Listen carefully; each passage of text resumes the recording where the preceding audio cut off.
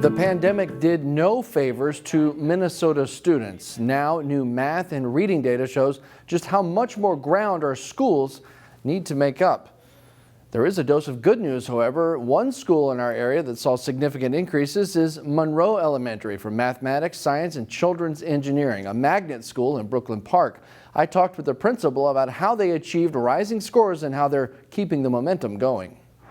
Think about how you need to add that together. Inside Monroe Elementary, I'm still looking at that first one the way we did it without the decimals. Mr. White's class was hard at work on math on the second day of school. It's no mistake that Mr. White has a lot in common with his students. Yeah, I'm wondering what y'all was doing. Like, Lily's just laughing at me. Strengthens our teachers. Principal Amy Oliver and her team Our school is really diverse, 70% students of color. have worked hard since the pandemic to get state test scores back on the rise. It's the first time in a couple of years that they've seen growth. According to state figures, more than 60% of Monroe students meet state science and math standards, and more than half meet state reading standards.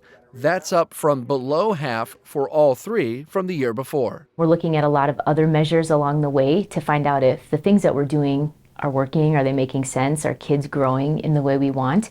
And scores that come out like this are kind of validating for teachers in terms of, okay, the work is paying off. Like we're seeing the results on state tests as well as the things that we're doing in the classroom.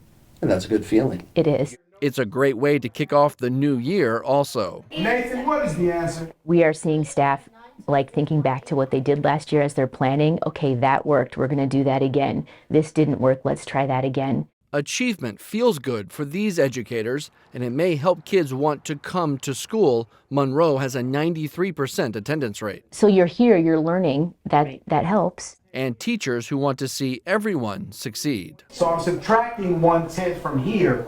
It's definitely ongoing. Like we have so much work left to do, and the teachers are excited about that. They enjoy being creative and innovative. As far as statewide data overall, test scores were relatively flat, with math scores rising slightly and reading proficiency showing a slight drop.